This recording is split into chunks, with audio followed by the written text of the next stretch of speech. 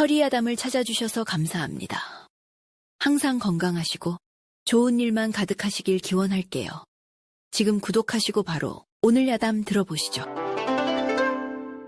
이튿날 아침 지리산의 험준한 산새가 막 잠에서 깨어나는 새벽녘이었습니다.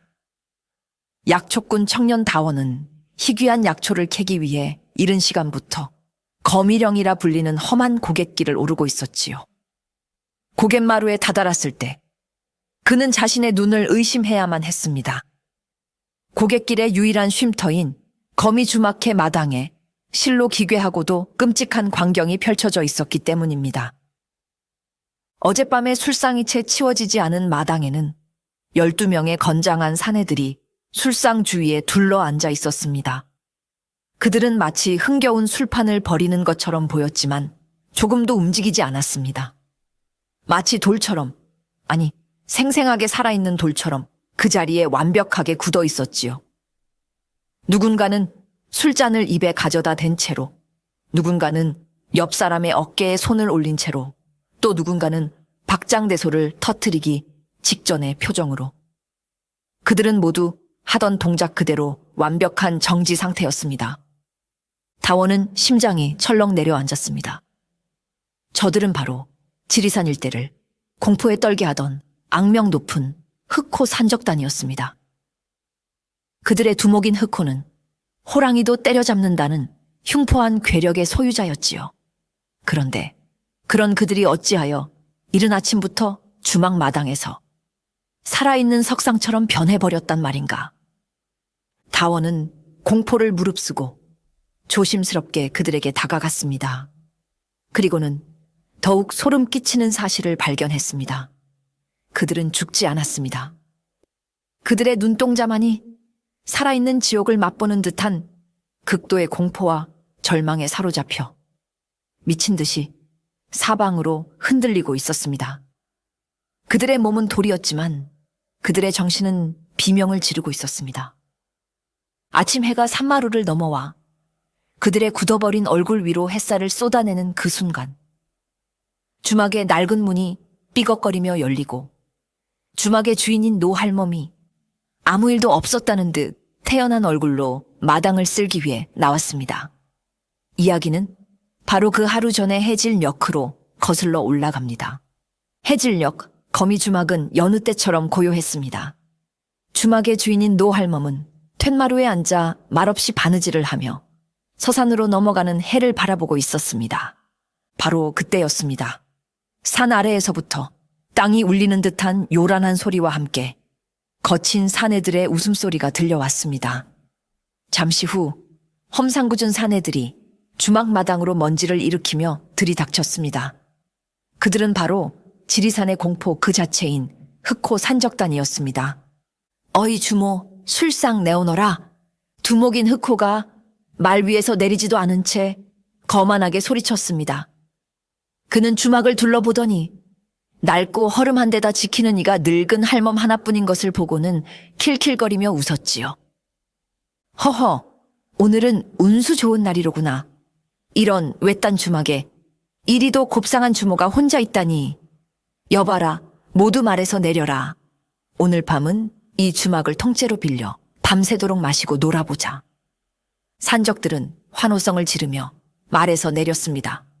그들은 제 집 안방이라도 되는 것처럼 주막마당에 아무렇게나 주저앉아 칼을 뽑아 식탁을 내리치며 행패를 부리기 시작했습니다. 술 내오고 고기 내오고 이 주막에는 젊은 계집이라도 없느냐. 이 늙은 할멈 하나로는 오늘 밤 술맛이 나지 않겠구나. 그들은 노 할멈을 향해 입에 담지 못할 추잡한 농담을 던지며 희롱했습니다.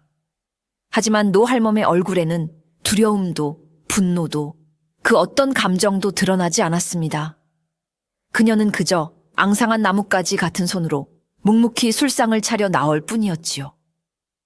그녀의 그런 무심한 태도가 오히려 흑호의 심기를 더욱 거슬렀습니다. 그는 이 늙은이의 기를 오늘 밤 반드시 꺾어놓아야겠다고 마음먹었습니다.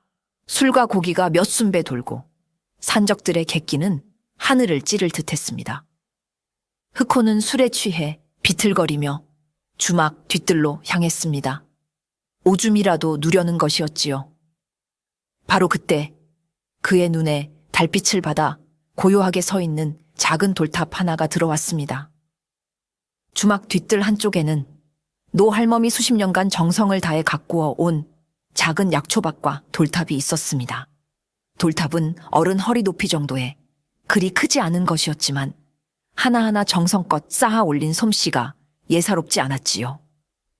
그 돌탑은 노 할멈에게는 단순한 돌무더기가 아니었습니다. 그것은 오래전 정치적 암투에 휘말려 억울하게 죽은 그녀의 어린 아들의 넋을 기리기 위한 것이었습니다. 그녀는 매일 새벽 정화수를 떠놓고 이 돌탑 앞에서 아들의 명복을 빌며 자신의 손에 묻은 피를 속죄해왔습니다.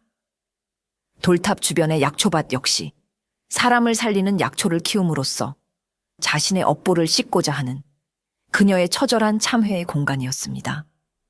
하지만 술에 취한 흑호의 눈에 그 모든 것이 보일 리 없었지요. 그는 달빛 아래 서 있는 돌탑이 마치 무덤처럼 보여 재수가 없다고 생각했습니다. 에이, 퇴. 이런 주막 뒤뜰에 웬 재수 없는 무덤이냐. 흑호는 고함을 지르며 다가가 발길질로 돌탑을 걷어찼습니다. 와르르, 수십 년의 세월과 한 어미의 염원이 담긴 돌탑은 그의 무지막지한 발길질 한 번에 힘없이 무너져 내리고 말았습니다. 그는 거기서 그치지 않았습니다. 그는 무너진 돌멩이들을 발로 지식이고 주변의 귀한 약초밭을 마구 짓밟아 순식간에 쑥대밭으로 만들어버렸습니다. 소란을 듣고 나온 노 할멈은 그 처참한 광경을 보고 그 자리에 얼어붙었습니다. 그녀의 삶의 의미이자 마지막 남은 속죄의 공간이 한낱 짐승 같은 놈의 손에 무참히 짓밟힌 것입니다. 순간 그녀의 눈빛이 뱀처럼 아주 차갑고 섬뜩하게 빛났습니다. 그녀의 온몸에서 수십 년간 억눌러왔던 살기가 칼날처럼 뿜어져 나왔습니다. 흑호는 자신도 모르게 그 기세에 눌려 뒷걸음질 쳤지요. 하지만 그 살기는 순식간이었습니다. 노 할멈의 얼굴은 언제 그랬냐는 듯 다시 무표정한 늙은이의 얼굴로 돌아와 있었습니다. 그녀는 자신의 감정을 완벽하게 통제한 것입니다. 하지만 그녀의 마음속에서는 이미 돌이킬 수 없는 결정이 내려진 뒤였습니다. 허허, 내가 좀 심했나? 자신의 발치에 널브러진 돌멩이들과 자신을 노려보는 노 할멈의 섬뜩했던 눈빛에 흑호는 잠시 멋쩍은 기분이 들었습니다. 하지만 그는 이내 헛기침을 하며 다시 허세를 부렸지요. 재수 없는 것을 치워준 것이니 오히려 나에게 고마워해야 할 것이다. 그는 다시 주막 마당으로 돌아와 아무 일도 없었다는 듯 술잔을 기울였습니다. 다른 산적들 역시 그의 악행에 환호하며 더욱 기고만장하게 떠들어댔습니다. 잠시 후 할멈이 주방에서 나왔습니다. 그녀의 손에는 묵직한 찻주전자와 투박한 찻잔들이 들려 있었지요. 그녀의 얼굴은 여전히 아무런 감정도 읽을 수 없는 마른 나무 껍질 같았습니다. 그녀는 산적들의 술상 앞으로 다가가 찻주전자를 내려놓으며 메마른 목소리로 말했습니다. 먼 길 오시느라 고단하셨을 터인데 술만 드시면 속이 상할 것이요. 목이나 축이시게.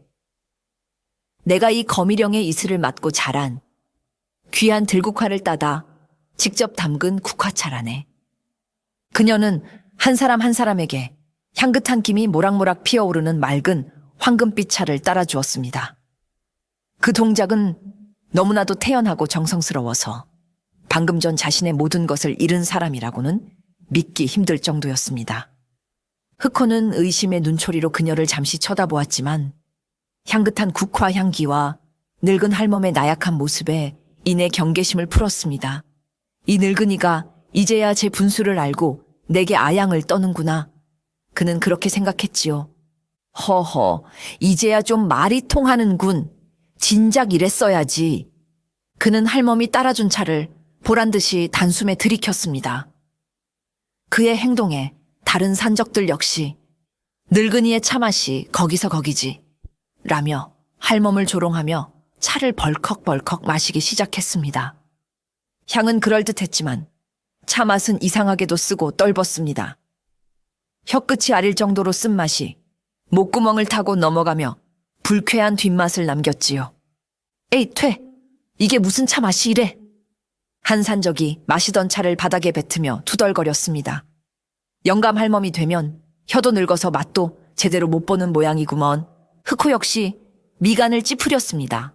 하지만 그는 이 모든 것을 그저 늙은이의 솜씨가 형편없기 때문이라고, 혹은 자신들이 하도 좋은 술만 마셔 입맛이 까다로워졌기 때문이라고 치부해버렸습니다. 그는 오히려 노할멈을 조롱할 좋은 구실이 생겼다며 낄낄거렸지요. 할멈, 당신 차 끓이는 솜씨가 당신 얼굴만큼이나 쭈글쭈글하구먼. 크하하. 그의 비웃음에 다른 산적들도 모두 배를 잡고 웃었습니다. 그녀는 산적들의 조롱에도 아무런 대꾸 없이 그저 묵묵히 그들의 찻잔에 계속해서 차를 채워줄 뿐이었습니다. 그녀의 눈에는 이미 죽은 자들을 내려다보는 듯한 차가운 연민만이 어리고 있었습니다. 산적들은 자신들의 운명이 저 늙은 할멈의 손에 들린 찻주전자 안에서 이미 끝났다는 사실을 깨닫지 못한 채 계속해서 독배를 들이켜고 있었습니다. 술과 차가 몇 순배 더 돌고 산적들은 이제 완전히 무장해제된 상태였습니다. 그들은 서로 어깨 동무를 하고 목청껏 음담패설을 짓거리며 주막 마당을 난장판으로 만들고 있었지요. 흑호는 만족스러운 미소를 지으며 자리에서 일어나 허리띠를 풀었습니다.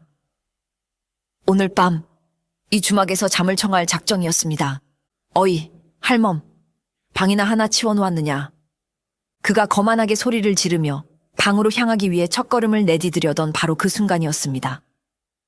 그의 다리가 그의 의지와는 상관없이 움직이지 않았습니다. 마치 땅에 거대한 나무뿌리라도 내린 것처럼 꼼짝도 하지 않는 것이었습니다. 다리가 왜 이러지? 그는 당황하여 다리에 힘을 주어 보았지만 다리는 그저 묵직한 돌덩이처럼 느껴질 뿐이었습니다. 그는 식은땀을 흘리며 다시 한번 다리를 움직이려 애썼습니다. 하지만 그의 다리는 마치 그의 몸의 일부가 아닌 것처럼 아무런 감각도 움직임도 없었습니다. 그의 심상치 않은 모습에 옆에 있던 부하가 다가와 물었습니다. 두목님, 무슨 일이십니까? 다리가 움직이질 않아. 흑호의 말을 시작으로 끔찍한 전염병처럼 마비의 비명이 사방에서 터져 나오기 시작했습니다. 나도 팔을 들 수가 없어. 목이 돌아가지 않는다. 술잔을 들려던 자는 술잔을 든 채로, 웃고 있던 자는 웃는 표정 그대로, 모든 산적들이 자신이 하던 마지막 동작 그대로 온몸이 굳어버리기 시작한 것입니다. 그들은 마치 시간이 멈춘 그림 속의 인물들처럼 제자리에 고정되어 버렸습니다. 유일하게 움직이는 것은 공포에 질려 미친 듯이 흔들리는 그들의 눈동자뿐이었습니다. 그들은 그제야 깨달았습니다. 그들이 마신 차에 무언가 끔찍한 것이 들어있었다는 사실을. 그리고 이 모든 것이 바로 저 늙은 할멈의 수작이라는 것을. 산적들이 경악과 공포에 휩싸여 있을 때 노할멈이 어둠 속에서 유령처럼 스르륵 그들 앞으로 다가왔습니다. 그녀의 손에는 작은 등잔불 하나가 들려 있었지요. 흔들리는 불빛에 비친 그녀의 얼굴은 이전보다 훨씬 더 늙고 훨씬 더 무서워 보였습니다. 그녀는 굳어버린 흑호의 바로 앞에 서서 그의 눈을 똑바로 들여다보았습니다. 그리고는 지옥의 밑바닥에서 울려오는 듯한 차갑고 메마른 목소리로 나지막이 속삭였습니다. 내 돌탑을 무너뜨린 자는 누구도 살아서 거미령을 넘어가지 못한다. 그 말을 끝으로 그녀는 훅 하고 손에 들고 있던 등잔불을 입으로 불어 껐습니다. 순간 세상의 모든 빛이 사라졌습니다. 주막 마당은 한 치 앞도 보이지 않는 완벽한 어둠과 정적에 휩싸였습니다. 산적들은 이제 볼 수도 움직일 수도 소리 지를 수도 없었습니다. 그들에게 남은 것은 오직 생생하게 살아있는 의식과 그 의식을 잠식해 들어오는 극도의 공포뿐이었습니다. 그것은 살아있는 지옥의 시작이었습니다. 그들은 칠흑 같은 어둠 속에서 온몸이 마비된 채 상상할 수 있는 모든 공포와 싸워야 했습니다. 바람에 나뭇가지가 스치는 소리는 귀신이 다가와 자신의 살을 파먹는 소리처럼 들렸습니다. 멀리서 들려오는 부엉이의 울음소리는 저승사자가 자신들의 이름을 부르는 소리처럼 느껴졌지요. 그들은 자신의 몸 위로 차가운 벌레가 기어다니는 감촉을 느꼈고 축축한 거미줄이 얼굴에 달라붙는 끔찍함을 맛보았습니다. 그들은 소리 지르고 싶었지만 목에서는 흐윽 흐윽 하는 거친 숨소리만 새어나올 뿐이었습니다. 시간은 영원처럼 더디게 흘러갔습니다. 그 하룻밤은 그들이 평생을 저질러온 모든 악행의 대가를 남김없이 치르는 길고 긴 속죄의 시간이었습니다. 그들은 죽음보다 더한 고통 속에서 차라리 빨리 죽여달라고 마음속으로 수만 번을 절규하며 뜬 눈으로 밤을 지새워야 했습니다. 다음 날 아침 약초꾼 다원은 평소처럼 거미 주막에 들렀다가 자신의 눈앞에 펼쳐진 기괴한 광경에 그 자리에 얼어붙고 말았습니다. 악명 높은 흑호 산적단이 마치 밀랍 인형처럼 주막에 둘러앉아 있었기 때문입니다. 그들의 눈동자만이 필사적으로 움직이며 다원에게 구조의 신호를 보내고 있었습니다.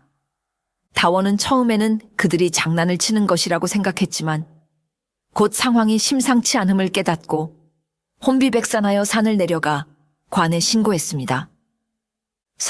산적들이 모두 돌이 되었습니다. 신고를 받은 관아는 발칵 뒤집혔습니다. 포도대장은 포졸 수십 명을 이끌고 한달음에 거미주막으로 출동했지요.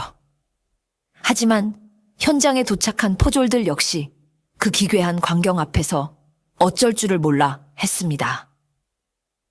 이게 대체 무슨 병고냐? 포졸들은 칼을 빼들고 조심스럽게 산적들에게 다가갔습니다. 그들은 흑호의 뺨을 한번 툭 쳐보았지요. 흑호의 몸은 정말로 돌처럼 차갑고 단단했습니다. 포졸들은 겁에 질려 힉! 소리를 내며 뒷걸음질 쳤습니다. 필시 요물에 홀린 것이 분명하다. 이 주막터가 안 좋아. 귀신이 씌었어. 포졸들은 흉흉한 소문을 짓거리며 섣불리 산적들의 몸에 손을 대려 하지 않았습니다. 그들에게 이 사건은 자신들의 능력을 벗어난 초자연적인 현상으로밖에 보이지 않았기 때문입니다. 그들은 결국 산적들을 그 자리에 그대로 둔 채 멀찍이서 포위하고는 이 일을 어찌 처리해야 할지 자기들끼리 의논만 할 뿐이었습니다.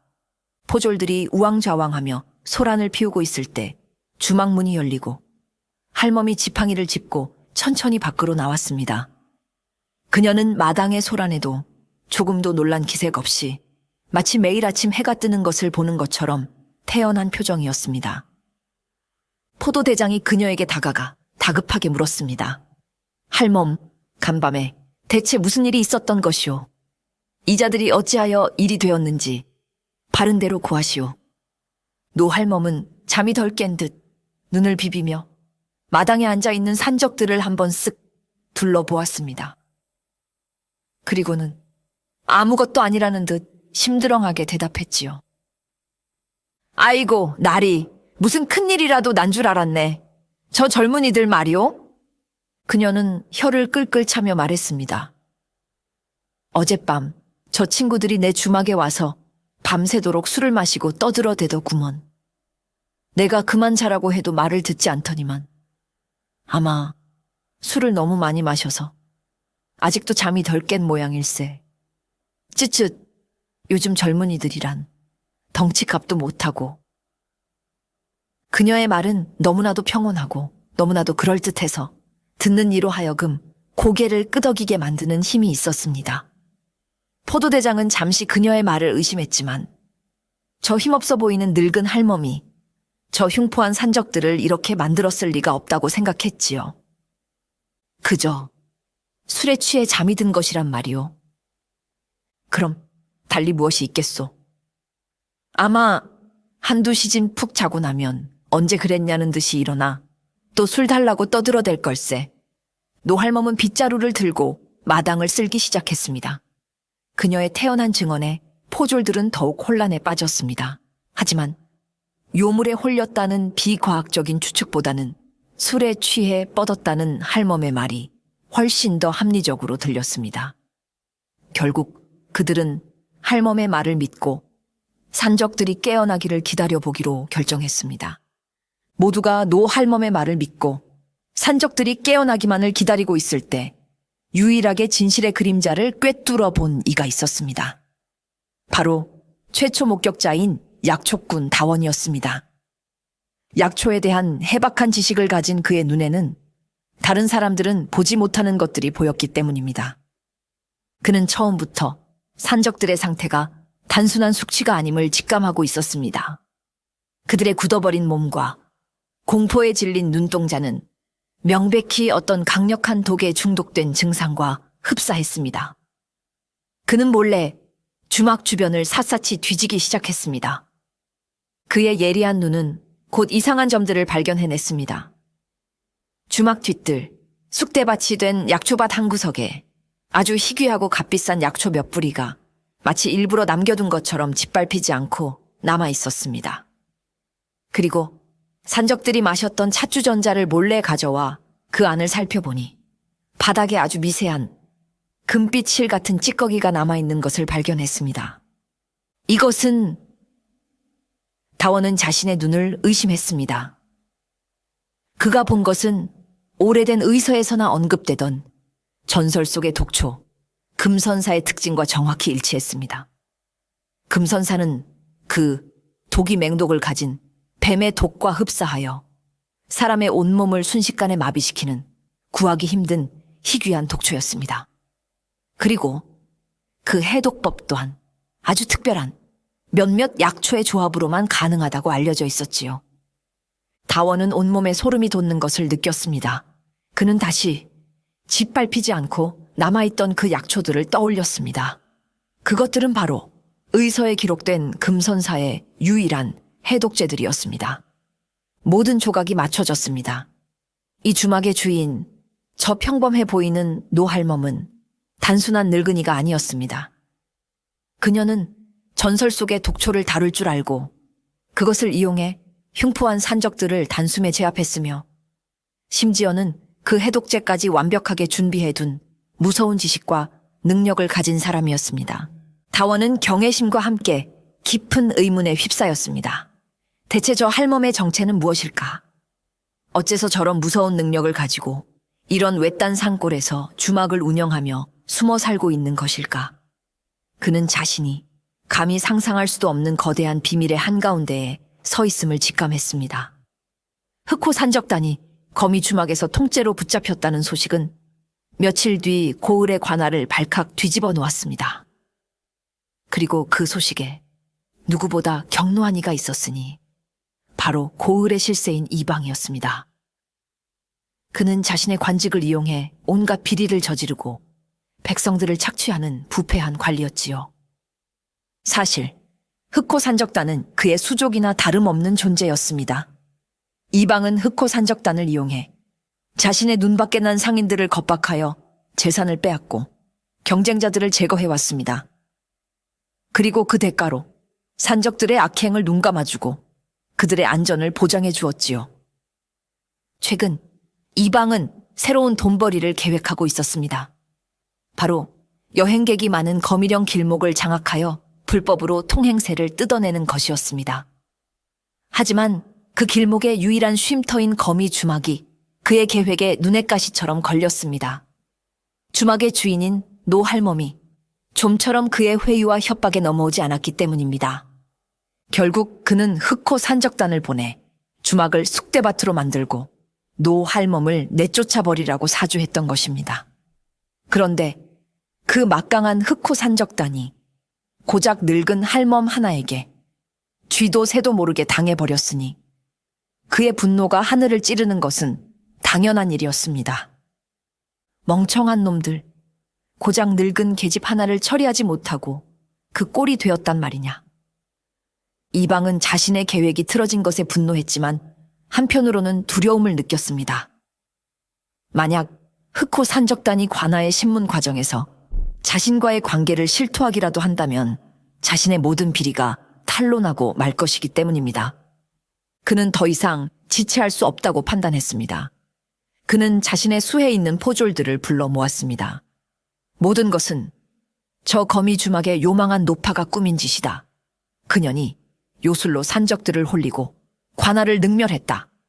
당장 출동하여 그 요물을 잡아들이고 증거 인멸을 위해 주막을 샅샅이 뒤져 혐의가 나오면 그 자리에서 불태워버려라. 그는 자신의 죄를 덮기 위해 모든 것을 노 할멈에게 뒤집어 씌우고 그녀를 제거할 작정이었습니다. 이방이 새로운 음모를 꾸미고 있는 동안 거미 주막에서는 다원이 마침내 용기를 내어 노 할멈에게 자신이 알아낸 사실에 대해 조심스럽게 물었습니다. 어르신께서 사용하신 것이 혹시 금선사의 독이 맞습니까? 할멈은 빗자루질을 멈추고 다원을 물끄러미 바라보았습니다. 그녀의 눈빛은 네가 그것을 어찌 아느냐고 묻는 듯했지요. 다원은 자신이 약초꾼이며 의서를 통해 그 독초에 대해 알고 있다고 설명했습니다. 노할멈은 잠시 침묵하더니 깊은 한숨을 내쉬었습니다. 그리고는 수십 년간 가슴속에 묻어두었던 자신의 과거를 처음으로 털어놓기 시작했습니다. 그래, 맞다. 나는 독을 다루던 사람이었다. 그녀의 이야기는 충격적이었습니다. 그녀는 본래 궁중의 약방 나인이었으며 뛰어난 재능을 인정받아 왕의 음식에 독이 들었는지를 미리 확인하는 기미상궁의 자리까지 올랐다고 합니다. 그녀는 수많은 독과 약초를 다루며 왕의 목숨을 지키는 중요한 임무를 수행했지요. 하지만 그녀의 임무는 그것만이 아니었습니다. 그녀는 또한 왕의 명을 받아 역적에게 내려지는 사약을 직접 제조하는 피 묻은 역할도 맡아야만 했습니다. 나는 내 손으로 수많은 사람을 저승으로 보냈다. 그것이 나라의 법도라 배웠고 왕의 명령이라 믿었지. 하지만 어느 날 깨닫게 되었다. 내가 만든 그 독이 죄 없는 충신을 죽이고 더러운 정치적 암투의 도구로 쓰이고 있다는 것을. 그녀는 아들의 죽음 앞에서 그녀는 자신이 평생을 바친 모든 것이 결국 허망하고 죄악된 것이었음을 깨달았습니다. 나는 그 길로 모든 것을 버리고 궁을 떠났다. 그리고 내 손에 묻은 피를 속죄하기 위해 내 아들의 넋을 기리기 위해 이곳 깊은 산골에 숨어 살게 된 것이다. 다시는 내 지식으로 사람을 해치지 않으리라 맹세하며. 그녀의 고백은 한 여인이 짊어진 비극적인 역사의 무게를 담고 있었습니다. 다원은 할멈의 충격적인 과거 이야기에 한동안 말을 잇지 못했습니다. 눈앞에 이 초라한 늙은이가 한때는 궁궐의 심장부에서 사람의 생사를 손에 쥐고 있던 인물이었다니. 그렇다면 저 산적들은 어찌 되는 것입니까? 저들도 결국 죽게 되는 것입니까? 다원의 목소리에는 두려움과 함께 연민이 섞여 있었습니다. 노할멈은 고개를 저었습니다. 아니다. 나는 더 이상 사람을 해치지 않는다. 그녀는 다원을 데리고 자신이 가꾸던 약초밭으로 갔습니다. 그리고는 짓밟히지 않고 남아있던 몇몇 약초들을 가리키며 말했지요. 금선사의 독은 무서운 독이지만 그것을 푸는 약 또한 자연 속에 있는 법. 저 약초들을 다려 먹이면 며칠 안에 저자들은 모두 깊은 잠에서 깨어난 것처럼 멀쩡하게 일어날 것이다. 그녀가 사용한 것은 사람을 죽이는 맹독이 아니었습니다. 그것은 단지 며칠간 몸을 마비시킬 뿐 생명에는 지장이 없는 그녀만이 만들 수 있는 특별한 마비독이었습니다. 그녀는 산적들에게 죽음이 아닌 죽음보다 더한 공포를 맛보게 하여 다시는 악행을 저지르지 못하도록 교훈을 주려 했던 것입니다. 나는 저들이 밉다. 내 아들의 무덤과도 같은 돌탑을 짓밟은 저들을 당장이라도 저승으로 보내고 싶다. 하지만 나는 내 아들에게 부끄러운 어미가 되고 싶지 않다. 복수는 또 다른 복수를 낳을 뿐이라는 것을 나는 너무나도 아프게 배웠기 때문이다. 할멈과 다원이 서로의 마음을 확인하며 새로운 사제의 연을 맺으려던 바로 그 시각이었습니다.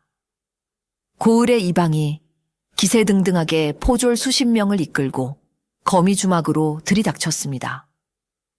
그는 모든 증거를 인멸하기 위해 직접 나선 것이었지요. 걔 아무도 없느냐? 관에서 나왔다. 여봐라. 당장 저 요물을 잡아들여라. 그의 명령에 포졸들은 기다렸다는 듯이 낡은 주막의 문짝을 부수고 살림살이를 닥치는 대로 때려 부수며 안으로 들이닥쳤습니다. 그리고 이 요사스러운 주막을 샅샅이 뒤져 수상한 물건이 나오면 모조리 찾아내어라. 만약 전연의 요술을 증명할 혐의점이 하나라도 나온다면 이 주막을 당장 불태워 부정한 기운을 정화할 것이다. 그의 진짜 목적은 혹시라도 남아있을지 모를 자신과 흑호 산적단과의 관계를 증명할 단서들을 모두 찾아내어 없애버리는 것이었습니다. 그리고 자신의 계획에 방해가 되는 할멈과 거미 주막을 이 기회에 합법적으로 제거해버릴 작정이었습니다. 포졸들은 그의 비호 아래 미친 개처럼 날뛰며 할멈의 소박하고 평온했던 삶의 터전을 무자비하게 파괴하기 시작했습니다. 주막 안이 아수라장이 되고 있을 때 노 할멈이 다원을 데리고 주방에서 천천히 걸어 나왔습니다. 그녀의 얼굴에는 조금의 당황이나 두려움도 찾아볼 수 없었지요. 오히려 모든 것을 예상했다는 듯 차분하고 고요한 표정이었습니다. 그녀의 손에는 며칠 전 흑호 산적단에게 내어갔던 것과 똑같은 찻주전자와 찻잔들이 들려 있었습니다. 이방은 그녀의 태연한 모습에 오히려 기가 질려 잠시 주춤했습니다. 내 인연. 네가 감히 이 상황에서도. 노할멈은 그의 앞에 다가가 공손하게 허리를 숙였습니다. 그리고는 맑고 향기로운 국화차를 찻잔에 따라 그에게 내밀었습니다. 날이 먼 길 오시느라 고생이 많으십니다. 소라는 잠시 멈추시고 이 차를 드시며 잠시 목이라도 축이시지요. 그녀의 행동은 너무나도 뜻밖이어서 이방과 포졸들은 모두 그 자리에 얼어붙고 말았습니다. 이방은 그녀의 속셈이 무엇인지 몰라 경계심을 늦추지 않았습니다. 또 독이라도 탄 것인가? 웬 수작이냐? 내년이 나를 독살이라도 하려는 것이냐? 이방이 찻잔을 손으로 쳐내려던 순간이었습니다. 아이고 나리, 어찌 그런 험한 말씀을. 저는 그저 나리의 노고에 차 한 잔을 대접하려는 것뿐입니다. 정 찜찜하시면 제가 먼저 마시겠습니다. 할멈은 그렇게 말하며 찻잔을 들어 한 모금 마시는 척 신용을 보였습니다. 그리고는 아무렇지 않은 표정으로 다시 찻잔을 내밀었지요. 그녀의 너무나도 당당한 태도에 이방의 의심은 조금씩 흔들리기 시작했습니다. 이방이 망설이고 있는 사이 그의 뒤에 서 있던 포졸 하나가 에잇, 목이 마른데 까짓것 못 마실 게 뭐람 하며 노 할멈의 손에 들린 찻잔을 빼앗아 단숨에 들이켰습니다. 갈증이 심했던 다른 포졸 몇몇도 그를 따라 주전자에 담긴 차를 제각각 따라 마시기 시작했지요. 이방은 그들의 무모한 행동에 이놈들아 하고 소리쳤지만 이미 늦은 뒤였습니다. 잠시 후 끔찍한 일이 벌어졌습니다. 차를 마신 포졸들이 갑자기 억 하는 비명과 함께 그 자리에서 돌처럼 굳어버리기 시작한 것입니다. 그들은 흑호 산적단과 똑같이 눈동자만 필사적으로 움직일 뿐 몸은 조금도 움직일 수 없게 되었습니다. 그제야 이방은 자신이 거대한 함정에 빠졌음을 깨달았습니다. 내 인연! 이방은 사색이 되어 뒷걸음질 쳤습니다. 노할멈은 차갑게 웃으며 말했습니다. 이방나리, 이 차에는 독만 들어있는 것이 아닙니다. 나리께서 그토록 애타게 찾으시는 증거 또한 듬뿍 들어있지요. 그녀의 마지막 말은 이방에게 사형 선고나 다름없었습니다. 겁에 질린 이방은 혼비백산하여 주막 밖으로 도망치려 했습니다. 하지만 그의 앞을 가로막는 한 청년의 그림자, 바로 주막 뒤편에 숨어있던 약초꾼 다원이었습니다. 그는 손에 긴 작대기를 들고 결연한 표정으로 이방의 앞을 막아섰습니다. 나리, 어디를 그리 급히 가시렵니까? 이방이 당황하여 주춤하는 사이 노 할멈이 움직였습니다. 그녀는 무언가를 꺼내 들었습니다. 그것은 바로 지난밤 흑호의 품속에서 챙겨둔 흑호 산적단과 주고받았던 비밀 서찰과 그들에게서 상납받은 뇌물의 내역이 적힌 장부였습니다. 모든 범죄의 증거가 고스란히 그 안에 담겨 있었지요. 나리 찾으시던 혐의가 바로 여기에 있었군요. 할멈은 장부를 펼쳐 보이며 이방을 차갑게 노려보았습니다. 이제 모든 증거가 확보되었습니다. 이방은 더 이상 빠져나갈 구멍이 없음을 깨닫고 그 자리에 주저앉아 절망했습니다. 그의 모든 계략이 저 늙은 할멈의 손바닥 위에서 완벽하게 실패로 돌아간 것입니다.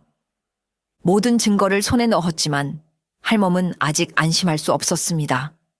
고을의 사또마저 이방과 한패일 가능성이 높았고 이 증거들을 관에 가져가 봤자 오히려 자신이 역으로 모함을 당할 수도 있었기 때문입니다. 부패의 뿌리는 생각보다 훨씬 더 깊고 넓게 퍼져 있을 터였습니다. 그녀는 마지막 한 수를 두기로 결심했습니다. 그녀는 품속 깊은 곳에서 작은 비단 주머니 하나를 꺼냈습니다. 그리고 그 안에서 용문이가 새겨진 작은 옥파의 하나를 꺼내 다원에게 건네주었지요. 그것은 그녀가 궁을 떠나올 때 마지막으로 그녀를 가엾게 여긴 대비 마마께서 훗날 위급할 때 쓰라며 몰래 하사하신 왕실의 신표였습니다. 지금 당장 이 옥파에와 장부를 가지고 전주에 계신 전라관찰사 나리께 곧장 달려가거라.